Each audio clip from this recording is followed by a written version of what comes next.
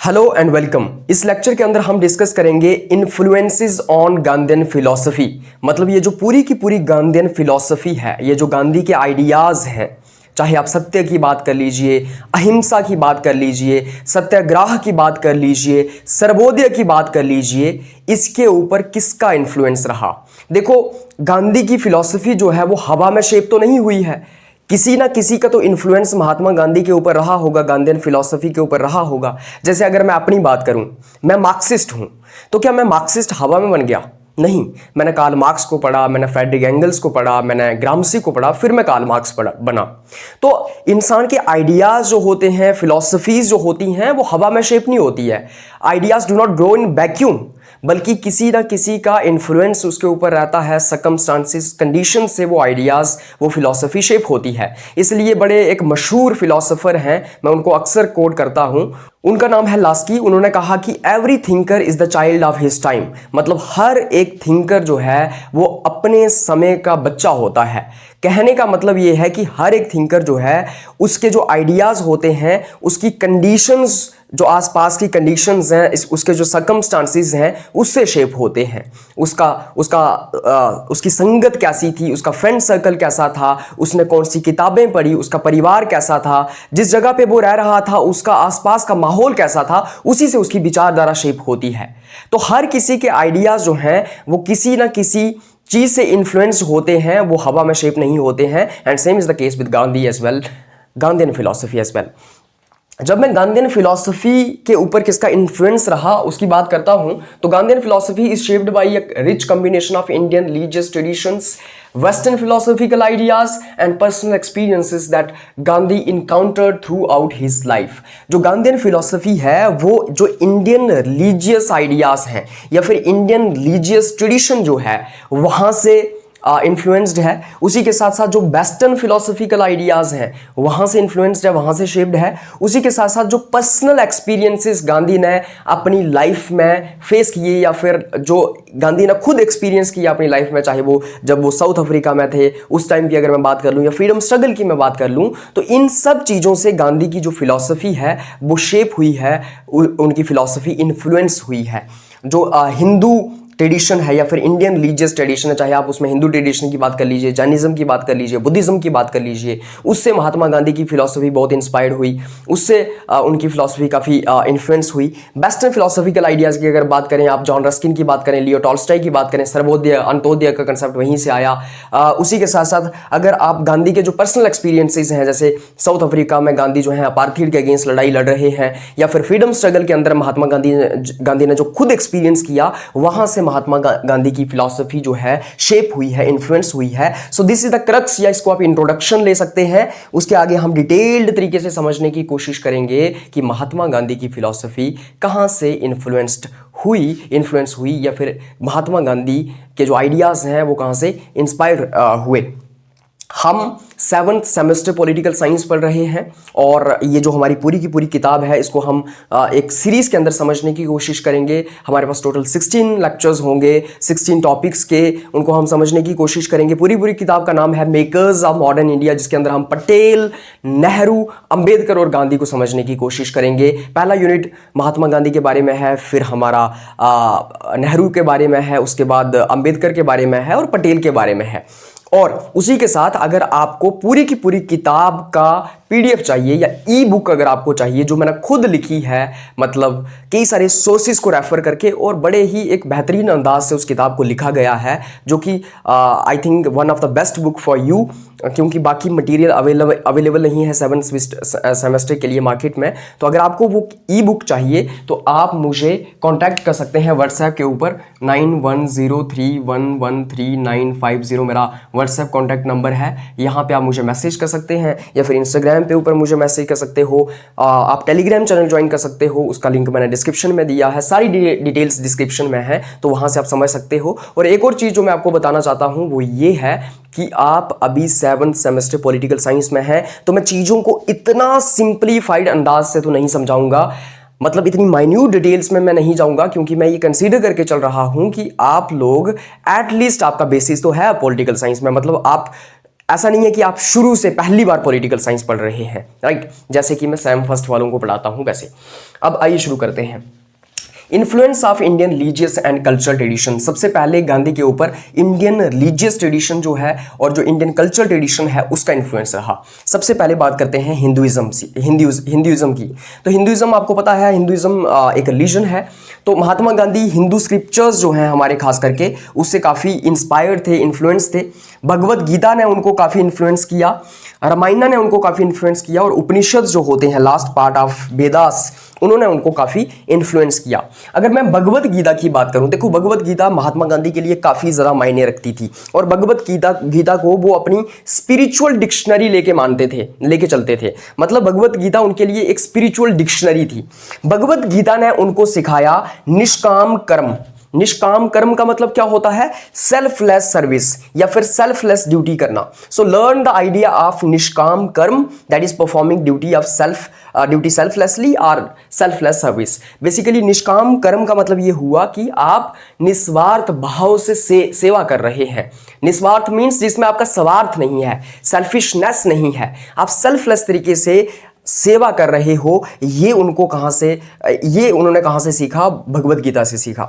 उसके बाद सत्याग्रह की अगर मैं बात करूं तो सत्याग्रह भी उनको हिंदुइज्म से सीखने को मिला। हिंदुइज्म से उनका सत्याग्रह इन्फ्लुएंस था। सत्याग्रह का मतलब होता है insistence on truth, insistence on truth, या फिर आप उसको ट्रूथ फोर्स कह सकते हैं कि आप सत्य के ऊपर जो है वो सत्य के प्रति अडहेरेंस रख रहे हैं, निष्ठा रख रहे हैं, या फिर सत्य का इस्तेमाल कर रहे हैं। तो सत्याग्रह एक तरीके की सत्य की ताकत है कि सत्य के आधार के ऊपर आप अपनी लाइफ के अंदर या फिर मतलब हर एक काम आप सत्य के आधार पे करते हो, या सत्य के प्रति आपकी एक अडहेरेंस होती है, एक निष्ठा होती है, एक डिवोशन होती है, यू कैन से।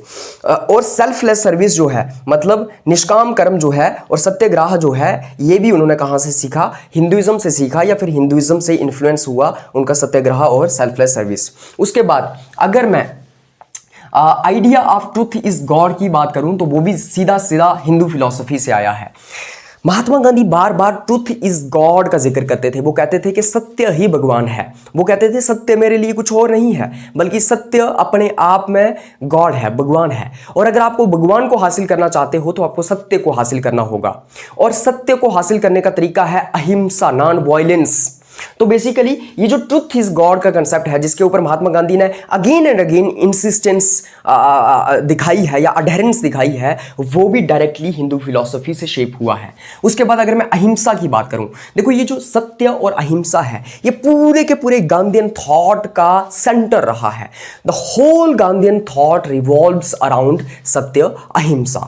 मतलब पूरी की पूरी गांधीयन जो आइडियोलॉजी है या विचारधारा है, वो सत्य और अहिंसा के प्रति घूमती है।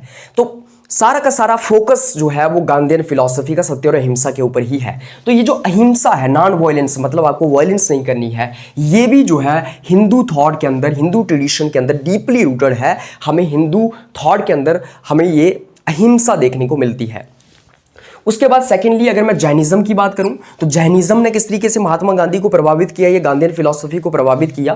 देखो जैनिज्म के अंदर एक डॉक्ट्रीन है, डॉक्ट्रीन ऑफ अहिंसा, डॉक्ट्रीन ऑफ नॉन वायलेंस हम जिसको कहते हैं।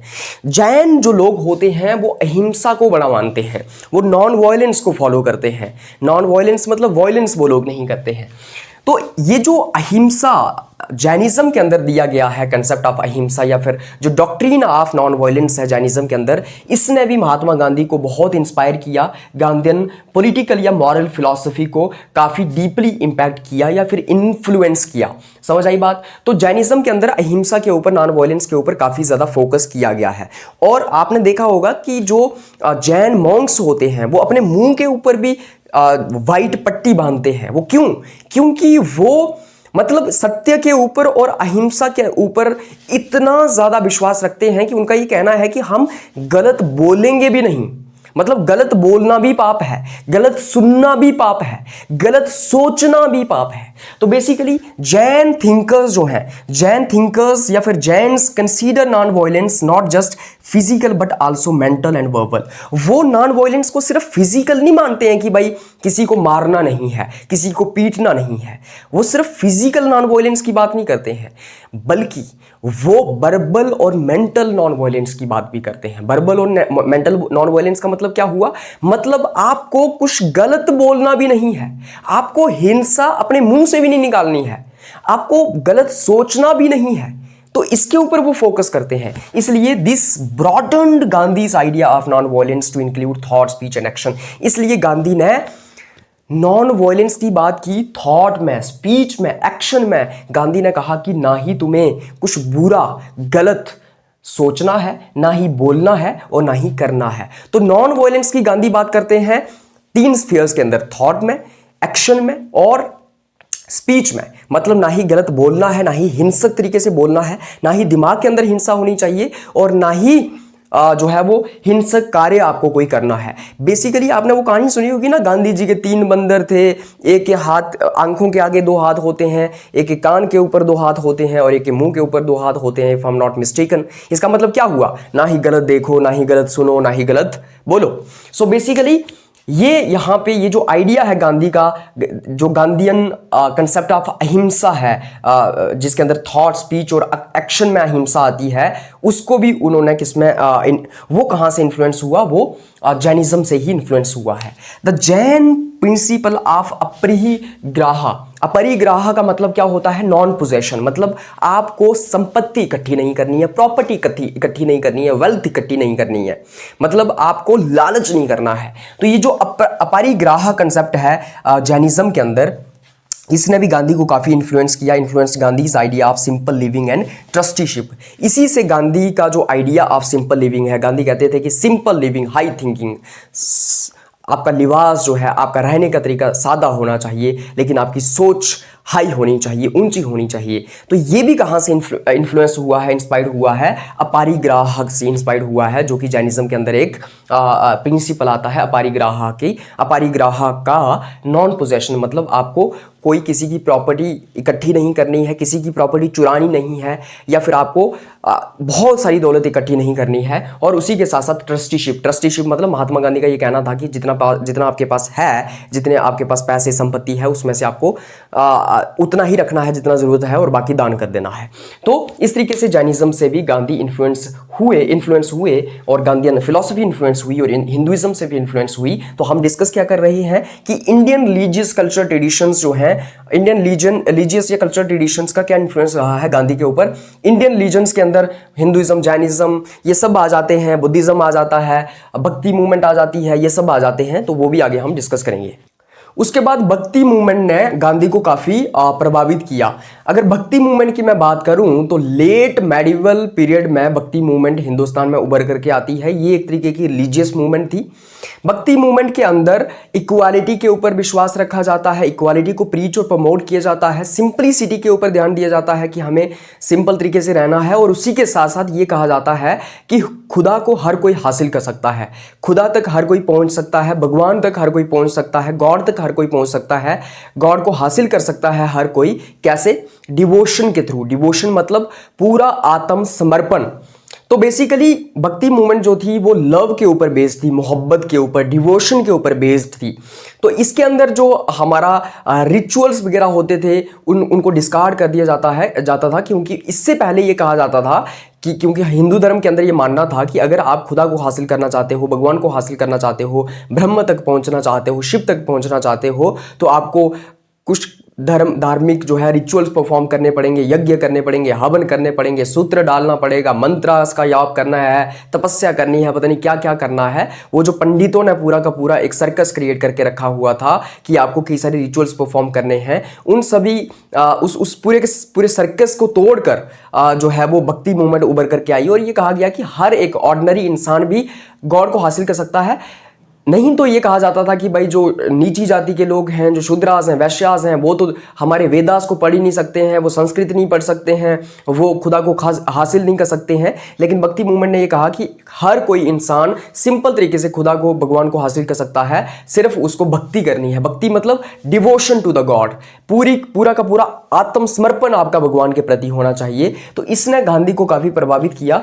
भक्ति सेंट्स अगर मैं भक्ति सेंट्स की बात करूं तो इसके अंदर कबीर, तुलसीदास, मीराबाई और रविदास जैसे संत आते हैं जिन्होंने महात्मा गांधी को काफ़ी इंस्पायर किया। और महात्मा गांधी का जो इक्वालिटी के ऊपर विश्वास था, जो सिंप्लिसिटी और जो devotion to God Mahatma Gandhi मानते थे या गांधीयन फिलॉसफी में हमें देखने को मिलता है, वो बेसिकली भक्ति मूवमेंट से ही आया है। भक्ति मूवमेंट और सूफी मूवमेंट, आपने इन सब के बारे में सुना होगा। उसके बाद हम देखते हैं influence of western thinkers and philosophers on Gandhi. Gandhi के ऊपर वेस्टर्न फिलोसोफर्स का या थिंकर्स का क्या इन्फ्लुएंस रहा है। इससे पहले हमने ये समझ लिया कि हिंदुस्तान का जो रिलीजियस और कल्चरल ट्रेडिशन था उसका क्या इन्फ्लुएंस रहा है महात्मा गांधी के ऊपर। अब वेस्टर्न थिंकर्स और फिलोसोफर्स ने भी महात्मा गांधी को काफ़ी प्रभावित किया। जब महात्मा गांधी इंग्लैंड के अंदर स्टडी कर रहे थे और साथ ही साथ साउथ अफ्रीका में अपनी स्टडीज़ कर रहे थे, उस वक्त उन्होंने कई सारे वेस्टर्न पॉलिटिकल फिलोसोफर्स और थिंकर्स को पढ़ा। तो उसके बाद उन फिलोसोफर्स ने और थिंकर्स ने गांधी को काफ़ी प्रभावित किया। सबसे पहले यहाँ पे आते हैं लियो टॉल्स्टॉय। लियो टॉल्स्टॉय की अगर मैं बात करूँ तो ये एक रशियन नोबलिस्ट थे और फिलोसोफर थे। टॉल्स्टॉय की एक बड़ी मशहूर किताब है the kingdom of God is with in you, और इस किताब ने ही महात्मा गांधी को इतना ज़्यादा प्रभावित किया क्योंकि इस किताब के अंदर बेसिकली नॉन वायलेंस, लव और ट्रुथ की बात की गई थी, सत्य की बात की गई थी, अहिंसा की बात की गई थी, मोहब्बत की बात की गई थी। तो इससे जो है वो महात्मा गांधी का जो फेथ था, जो गांधीयन फिलॉसफी के अंदर जो हमें अहिंसा, सत्य और मोहब्बत की बात देखने को मिलती है, वो यहीं से आई है। The kingdom of God is with in you. Basically इस किताब के अंदर जो है वो लियो टॉल्स्टॉय जो है वो नॉन वायलेंस के ऊपर फोकस करते हैं, वो अहिंसा को प्रीच करते हैं, वो लव के ऊपर फोकस करते हैं, ट्रुथ के ऊपर फोकस करते हैं। और इसने गांधीयन जो फेथ था किसके ऊपर, नॉन वायलेंस, लव और ट्रुथ के ऊपर, उसको और स्ट्रेंथन करने की कोशिश की।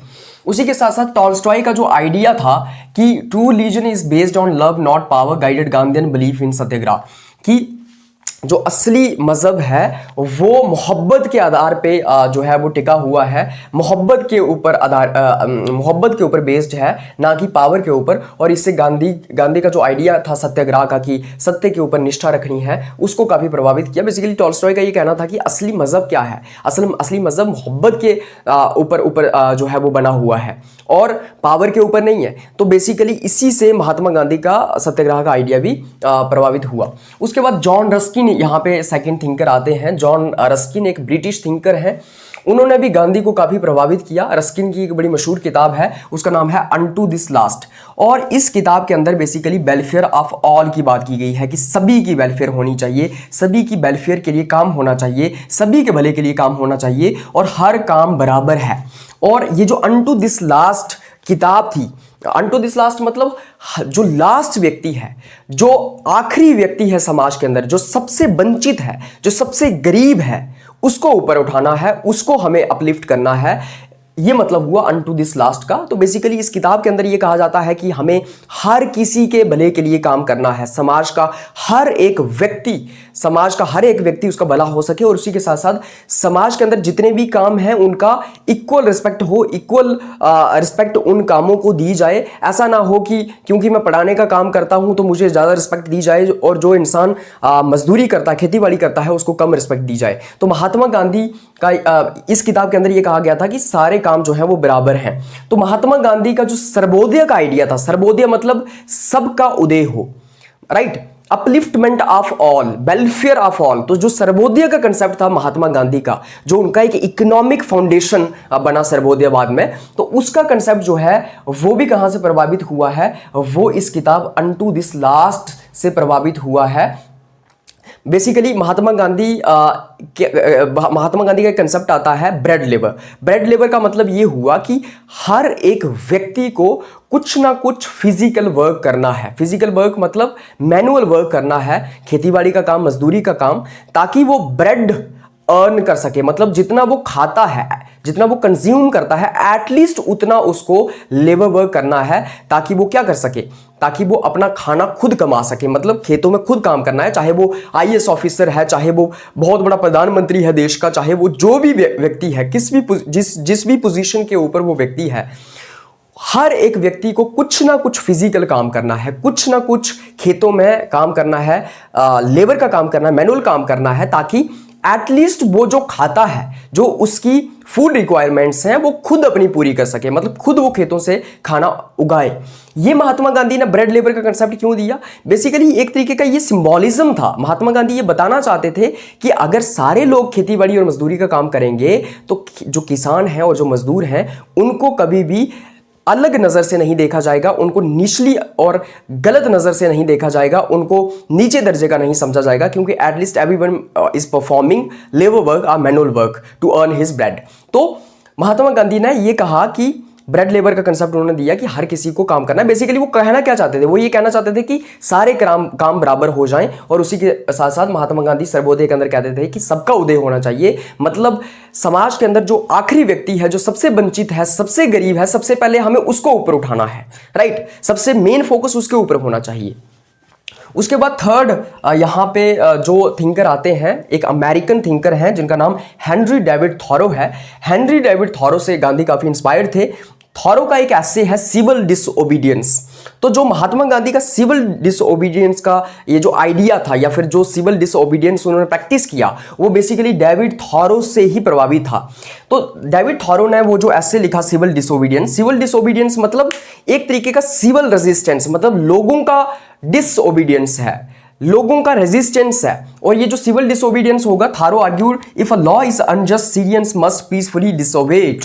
अगर कोई कानून गलत है, अगर कोई कानून सही नहीं है, अगर कोई कानून गलत है, तो उसको लोगों को जो है वो उसको क्या करना चाहिए? रेजिस्ट करना चाहिए, उसको जो है डिसओबे करना चाहिए बड़े पीसफुल तरीके से। मतलब मान लो कि किसी ने आपके लिए कोई कानून बनाया है, मान लो अंग्रेजों ने कोई कानून बनाया है या सरकार ने कोई कानून बनाया है, और वो कानून पूरे तरीके से गलत है, वो कानून आपका शोषण करने के लिए बनाया गया है, तो आप उस कानून को मानो ही नहीं। लेकिन ऐसा नहीं है कि आप लाठी डंडा लेके प्रोटेस्ट करोगे, नहीं, आप पीसफुल तरीके से उस कानून को डिसओबे कर दोगे। और वही स्ट्रेटजी महात्मा गांधी ने अपनी पूरी की पूरी फ्रीडम स्ट्रगल के अंदर अडॉप्ट की। उन्होंने नॉन वॉयलेंट तरीके से सिविल डिसओबीडियंस की स्ट्रेटजी को अडॉप्ट किया। अगर अंग्रेज कोई भी ऐसा कानून बनाते जो हिंदुस्तानियों का शोषण करता या फिर जो अनजस्ट कानून था, गांधी ने उसको डिसओबे किया बड़े ही पीसफुल तरीके से। चाहे आप दांडी मार्च की बात कर लीजिए या फिर कई सारी एग्जांपल्स हिस्ट्री में पड़ी हुई हैं या फ्रीडम स्ट्रगल में पड़ी हुई हैं जहां पे गांधी ने नॉन वायलेंट सिविल डिसओबीडियंस का इस्तेमाल किया है। दांडी मार्च के अंदर ब्रिटिशर्स ने एक ऐसा कानून बना के रखा हुआ था कि नमक जो है वो हिंदुस्तानी खुद जो है मैन्युफैक्चर नहीं कर सकते या खुद हिंदुस्तानी नमक नहीं बना सकते हैं। गांधी ने उसको पीसफुल तरीके से जो है उस दांडी मार्च करके उस कानून को तोड़ दिया, और उसके बाद एक तरीके का नॉन वायलेंट सिविल डिसओबीडियंस हमें वहां पे देखने को मिला। तो Gandhi adopted this method against British colonial rule. Gandhi adopted this method of non violent civil disobedience against British rule. तो इस तरीके से हम देखते हैं कि American thinker, American philosopher Henry David Thoreau का भी गांधी के ऊपर जो है वो एक असर रहा है, गांधी उससे भी प्रभावित हुए। उसके बाद जीसस क्राइस्ट और क्रिश्चियनिटी से भी काफ़ी प्रभावित हुए महात्मा गांधी और गांधीयन फिलॉसफी खास करके। Gandhi admired the teachings of Jesus, specially the sermon on the mount which emphasises love, forgiveness and turning the other cheek. Basically Mahatma Gandhi Jesus Christ से काफ़ी प्रभावित थे, क्रिश्चियनिटी से काफ़ी प्रभावित थे, और ख़ास करके जो जीसस क्राइस्ट का एक सरमन था जिसको हम सरमन ऑन द माउंट के नाम से जानते हैं, मतलब पहाड़ों के ऊपर ये एक सरमन डिलीवर किया गया था जीसस क्राइस्ट के द्वारा अपने फॉलोअर्स को। और इसके अंदर जो है वो लव की बात की जाती थी, मोहब्बत की बात की गई जीसस क्राइस्ट के द्वारा। फॉरगिवनेस की बात की। फॉरगिवनेस मतलब किसी को माफ़ कर देना, बदला लेना, ये सब अपने मन में नहीं रखना। और उसी के साथ साथ turning the other cheek. Turning the other cheek आपने सुना होगा कि अगर कोई आपको एक थप्पड़ मारे तो दूसरा गाल आगे कर दो। तो ये भी जीसस क्राइस्ट का ही आइडिया है जो गांधी ने अपनी फिलॉसफी के अंदर इम्बॉइड किया या फिर इनकॉर्पोरेट किया।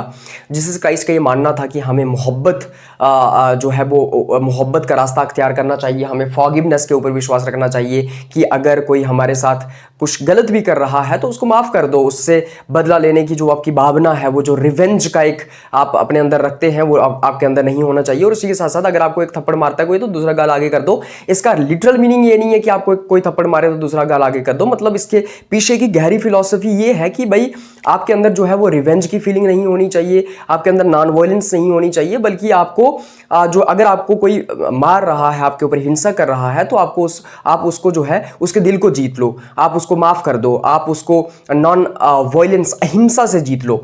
तो ये सारी की सारी जो मोहब्बत की बात है या फॉरगिवनेस की बात है या फिर दूसरा गाल आगे कर दो की बात है, ये सारी की सारी चीज़ें जो है वो गांधी ने जीसस क्राइस्ट से सीखी और अपनी फिलॉसफी के अंदर इनकॉर्पोरेट की। He respected Jesus as a symbol of suffering for truth and non violence. वो जीसस की रिस्पेक्ट करते हैं इसलिए क्योंकि जीसस को वो मानते हैं कि भाई जीसस जो थे वो एक सिंबल ऑफ सफरिंग थे, मतलब नॉन वायलेंस और ट्रूथ के लिए, अहिंसा और सत्य के लिए जिस इंसान ने काफ़ी ज़्यादा चीज़ें जो है वो फेस की या फिर काफ़ी सफरिंग्स उन्होंने जो है वो फेस की। सफरिंग्स मतलब जीसस क्राइस्ट को काफ़ी दुख झेलना पड़ा, काफ़ी मुसीबतों का सामना करना पड़ा और उस इंसान ने अपने आप को सैक्रिफाइस कर दिया जीसस क्राइस्ट ने, किसके लिए? ट्रूथ और नॉन वायलेंस के लिए। इसलिए गांधी कहते हैं कि आपको भी ट्रूथ और नॉन वायलेंस के लिए अपने आप को सैक्रिफाइस कर देना है, आप सफरिंग्स आपको जो है वो फेस करनी है। तो इस तरीके से हम देखते हैं कि जीसस क्राइस्ट और क्रिश्चियनिटी का भी काफ़ी ज़्यादा असर रहा या फिर इसने भी काफ़ी प्रभावित किया महात्मा गांधी के फिलॉसफी को। उसके बाद गांधी के पर्सनल एक्सपीरियंसेस ने भी काफ़ी प्रभावित किया, उनकी ज़िंदगी ने उनको काफ़ी प्रभावित किया। बेसिकली गांधी ने जितना किताबों से और लोगों से सीखा उससे ज़्यादा उन्होंने खुद गांधी से सीखा, मतलब खुद अपनी ज़िंदगी से सीखा। और महात्मा गांधी ये कहते भी थे कि हमें अपनी ज़िंदगी से सीखना चाहिए, अपनी लाइफ से सीखना चाहिए। महात्मा गांधी ये कहते थे कि जो एजुकेशन है वो लाइफ लॉन्ग जर्नी होनी चाहिए, पूरी उम्र आप सीख रहे हैं और अपनी ज़िंदगी से सीख रहे हैं, अपनी गलतियों से सीख रहे हैं। तो महात्मा गांधी की ज़िंदगी में कई सारे इवेंट्स हमें देखने को मिलते हैं। तो जैसे कि अगर मैं south African experience of Gandhi की बात करूं कि साउथ अफ्रीका में उन्होंने जो एक्सपीरियंस किया, बेसिकली महात्मा गांधी पहले लंदन पढ़ाई करने गए लॉ की और उसके बाद वापस हिंदुस्तान लौटे और फिर एक मुस्लिम मर्चेंट हुआ करता था जिसका नाम अब्दुल्ला था। तो अब्दुल्ला ने महात्मा गांधी को अप्रोच किया क्योंकि अब्दुल्ला के कज़न का केस लड़ना था महात्मा गांधी को साउथ अफ्रीका जाके। तो महात्मा गांधी इसलिए साउथ अफ्रीका चले गए। अब साउथ अफ्रीका वो 1893 से लेके 1914 तक रहे और ये जो वक्त है, ये जो आप कह सकते हैं कि 20-21 साल का वक्त है, ये काफ़ी क्रूशियल रहा गांधी के लिए और इस टाइम पे गांधी साउथ अफ्रीका रहे। साउथ अफ्रीका में जाते ही उनके साथ जो है वो रेशियल डिस्क्रिमिनेशन हुई, मतलब उनके रंग के आधार पे उनके साथ भेदभाव होने लगा और साउथ अफ्रीका में it was very common at that time. उस वक्त साउथ अफ्रीका में रेसिस के आधार पे आपके साथ डिस्क्रिमिनेशन होती थी, रंग के आधार पे भेदभाव होता था और खास करके जो नेटिव अफ्रीकन्स थे, जो साउथ अफ्रीका के नेटिव लोग थे और उसी के साथ साथ जो कलर्ड लोग थे जो हिंदुस्तान से या फिर अफगानिस्तान से या फिर पाकिस्तान से साउथ अफ्रीका गए हुए थे, उनके साथ जो है वो काफ़ी भेदभाव होता था। बेसिकली कुछ वाइट अमेरिकन या फिर वाइट पीपल जो थे, वाइट ब्रिटिशर्स आप क्या कह सकते हैं, वो लोग जो थे वो साउथ अफ्रीका को डोमिनेट करते थे। कहने का मतलब ये है कि साउथ अफ्रीका के अंदर 2-3 किस्म के लोग थे। एक थे वाइट पीपल, जो गोरे लोग जो बाहर से आए हुए थे, एक आगे नेटिव अफ्रीकन्स जो साउथ अफ्रीका के अपने लोग थे, वहाँ के नेटिव थे, और एक कलर्ड जो कि इंडिया से या फिर पाकिस्तान से वहाँ पे गए हुए थे, राइट। अब जो वाइट पीपल थे, जो ब्रिटिश थे, वो बेसिकली वहाँ पे रूल कर रहे थे और ब्रिटिश की माइनॉरिटी में ब्रिटिशर्स वहाँ पे आते थे या वाइट्स वहाँ पे आते थे, लेकिन वो बाकियों को वहाँ पे रूल कर रहे थे और रंग के आधार पे भेदभाव कर रहे थे। और गांधी के साथ जाते ही रंग के आधार पे भेदभाव हुआ, जिसको आप अपार्थाइड कहते हैं। बेसिकली गांधी ने वहाँ पे फर्स्ट क्लास ट्रेन टिकट कटवाई हुई थी, लेकिन उनको थर्ड क्लास में बिठाया गया। और महात्मा गांधी ने जब रेजिस्ट किया इस चीज़ को कि भाई मैंने फर्स्ट क्लास की ट्रेन टिकट कटवाई है और मुझे फर्स्ट क्लास में बैठने क्यों नहीं दिया जा रहा है, क्योंकि तो वहाँ पे कुछ वाइट लोगों ने ये कहा कि फर्स्ट क्लास में काला इंसान या फिर कलर्ड इंसान यहाँ पे नहीं बैठ सकता, यहाँ पे वाइट लोग ही बैठ सकते हैं। इसलिए महात्मा गांधी को वहाँ पे नहीं बैठने दिया गया और उनको ट्रेन से बाहर फेंक दिया गया। उसके बाद महात्मा गांधी वहीं पे स्टेशन में बैठ के प्रोटेस्ट करते हैं, वहाँ पे भूख हड़ताल करते हैं और उसके बाद जो है गांधी को दोबारा से फर्स्ट क्लास ट्रेन के डिब्बे में बैठा दिया जाता है। लेकिन गांधी के साथ जाते ही वहाँ पे जो है वो रेस बेस्ड डिस्क्रिमिनेशन हुई, मतलब रंग के आधार पर डिस्क्रिमिनेशन हुई। सो he experienced racial discrimination which led him to fight against injustice through non-violent means। और क्योंकि उन्होंने रेशियल डिस्क्रिमिनेशन को वहां पे एक्सपीरियंस किया, फेस किया, उनके साथ रंग के आधार पे भेदभाव हुआ, इसलिए उन्होंने रंग के आधार पे जो भेदभाव हो रहा था, जो अपार्थिव था, जो रेशियल डिस्क्रिमिनेशन था, उसके खिलाफ लड़ना स्टार्ट कर दिया। बाकी लोगों के लिए भी, बाकी लोगों के खिलाफ ही, जिनके खिलाफ ये शोषण होता था जिनका, या फिर जिनके साथ ये भेदभाव होता था, उनको साथ लेके उन्होंने जो है वो वहां पे ब्रिटिशर्स के अगेंस्ट या व्हाइट लोगों के अगेंस्ट लड़ना स्टार्ट कर दिया नॉन वायलेंट तरीके से। उसके बाद the experiments with truth, non violence and civil resistance during this period led the foundation for his later movements in India. और जो उन्होंने एक्सपेरिमेंट्स किए सत्य के साथ, रेजिस्टेंस के साथ, नॉन वायलेंस के साथ, बेसिकली ये साउथ अफ्रीका में ही उन्होंने करना स्टार्ट कर दिए थे। उन्होंने ट्रूथ का इस्तेमाल, सत्य का इस्तेमाल साउथ अफ्रीका में करना स्टार्ट कर दिया। नॉन वायलेंस, अहिंसा का इस्तेमाल साउथ अफ्रीका में करना स्टार्ट कर दिया। साउथ अफ्रीका में वहां पे, क्योंकि वो वहां पे लड़ रहे थे, उनके मतलब लड़ नहीं रहे थे, लेकिन आप ये कह सकते हैं कि वहां पे वो बेसिकली रेजिस्ट कर रहे थे जो भेदभाव, डिस्क्रिमिनेशन वहां पे हो रही थी। और उसी के साथ साथ सिविल रेजिस्टेंस उन्होंने वहीं पे शुरू कर दिया था। इसलिए जो फिर बाद में महात्मा गांधी जब हिंदुस्तान लौटे और इन जो इंस्ट्रूमेंट्स हैं truth, non violence, civil resistance का, इनका खुल के उन्होंने फिर इस्तेमाल किया, लेकिन इसकी फाउंडेशन जो है वो साउथ अफ्रीका में ही रख दी गई थी। उसके बाद इंडियन सोशल कंडीशंस, हिंदुस्तान की जो सोशल कंडीशंस थी, उन्होंने भी गांधी को काफी प्रभावित किया। हिंदुस्तान में गरीबी थी, पॉवर्टी थी, अनटचेबिलिटी थी, छूतछात थी। उसी के साथ साथ कम्युनलिज्म, धर्म के आधार पर सांप्रदायिक दंगे होते थे, धर्म के आधार पर भेदभाव होता था, डिस्क्रिमिनेशन होती थी। उसी के साथ साथ धर्म के आधार पर नफरत थी, एक्सप्लॉइटेशन, लोगों का शोषण होता था। इन सब ने भी गांधी को काफी प्रभावित किया, गांधी के थॉट को प्रभावित किया, गांधी की फिलॉसफी को प्रभावित किया। हिज कॉन्टैक्ट विद पीजेंट्स, अब गांधी का डायरेक्ट कॉन्टैक्ट हुआ करता था किसानों के साथ, पीजेंट्स के साथ, वर्कर्स, मजदूरों के साथ और ऑप्रेस्ड क्लासेस के साथ, वो लोग जो शोषित हैं, शोषित वर्गों के साथ। इसलिए उनकी जो फिलॉसफी थी वो पीपल सेंट्रिक बन गई रादर देन थ्योरेटिकल। मतलब वो उनकी फिलॉसफी जो है पीपल सेंट्रिक रही। मतलब गांधी लोगों में थे और लोगों की बात कर रहे थे, किसानों में बैठते थे, मजदूरों में बैठते थे, ऑप्रेस्ड क्लासेस में बैठते थे। इसलिए उनकी फिलॉसफी को हम पीपल सेंट्रिक फिलॉसफी भी कहते हैं। उनका डायरेक्ट कांटेक्ट हुआ करता था आम वर्गों के साथ और शोषित वर्गों के साथ, मजदूरों और किसानों के साथ। तो इस तरीके से गांधी की जिंदगी ने गांधी को बहुत सिखाया, गांधी को काफी प्रभावित किया। जैसे एक इंसान को गरीबी बहुत कुछ सिखाती है, एक इंसान को मुफलसी बहुत कुछ सिखाती है, और उस तरीके से इंसान के आइडियाज डेवलप हो जाते हैं। जैसे फॉर एग्जाम्पल, किसी इंसान ने चोरी करना किसी किताब से नहीं सीखा, बल्कि उसकी जिंदगी ने उसको चोरी करना सिखाया, उसकी गुर्बत ने उसको चोरी करना सिखाया। मैं यहाँ पे इडियम यूज कर रहा हूँ। तो बेसिकली सच में उसको जो है वो गरीबी ने नहीं सिखाया चोरी करना, गरीबी सिखा भी सकती है। कहने का मतलब ये है कि उसने चोरी करना जो है वो किताब से नहीं सीखा है, किसी थिंकर से नहीं सीखा है, बल्कि चोरी करना उसकी लाइफ ने उसको सिखाया है, उसकी परिस्थितियों ने उसको सिखाया है। इसी तरीके से गांधी को भी बहुत कुछ उनकी परिस्थितियों ने सिखाया। उसके बाद इंडियन पॉलिटिकल थिंकर्स और रिफॉर्मर्स का गांधी के ऊपर क्या प्रभाव था। देखो, इंडियन पॉलिटिकल थिंकर्स और रिफॉर्मर्स ने भी गांधी को काफी प्रभावित किया। राजा राममोहन रॉय, सबसे पहले अगर मैं इनकी बात करूं, ये वही शख्स हैं जिन्होंने हिंदुस्तान के अंदर सोशल और रिलीजियस रिफॉर्म्स लाए। सती जैसे जो इल प्रैक्टिसेस हमारे समाज के अंदर प्रिवेल कर रही थी, उनको एबॉलिश करने के लिए जदोजहद की और उसके बाद सती सिस्टम को एबॉलिश भी करवाया 1832 में या 1829 के आसपास विलियम बेंटिक के द्वारा। और क्योंकि राजा राममोहन रॉय ने सोशल रिफॉर्म्स को प्रमोट किया, रैशनल रिलीजन को प्रमोट किया कि रिलीजन जो है वो रैशनलिटी के ऊपर बेस्ड होना चाहिए, और ये सुपरस्टिशंस और ये जो ब्लाइंड फेथ्स हैं इनको हमें फॉलो नहीं करना है। यहाँ से महात्मा गांधी ने बहुत कुछ सीखा। स्वामी विवेकानंद ने सिखाया कि सेल्फ कॉन्फिडेंस क्या होता है, खुद के ऊपर कैसे कॉन्फिडेंस किया जाता है, कॉन्फिडेंस रखा जाता है, सर्विस टू ह्यूमैनिटी, इंसानियत की कैसे सेवा की जाती है, और नेशनल प्राइड, नेशनलिज्म जो है वो स्वामी विवेकानंद ने गांधी को सिखाया, या गांधी इससे प्रभावित हुए। उसके बाद स्वामी दयानंद सरस्वती, जो कि एक सोशल रिफॉर्मर थे, एक रिलीजियस रिफॉर्मर थे, उन्होंने बेसिकली मॉरल प्योरिटी के ऊपर एम्फसाइज किया और वैदिक वैल्यूज की बात की कि हमें दोबारा से वैदिक वैल्यूज को जो है वो रिवाइव करना है समाज के अंदर। हम वेदास को दोबारा से रिवाइव करेंगे समाज के अंदर। और मॉरल प्योरिटी की बात की, moral purity in the sense कि आप अंदर से साफ होने चाहिए, सही और गलत आप पहचानते हों और आपके अंदर खोट नहीं होना चाहिए। ये सब महात्मा गांधी को स्वामी दयानंद सरस्वती ने भी सिखाया। उसके बाद गांधी के परिवार का भी बहुत ज़्यादा असर रहा गांधी के ऊपर। गांधी के माता, उनके पिता ने गांधी को बहुत कुछ सिखाया, उससे काफ़ी गांधी प्रभावित हुए।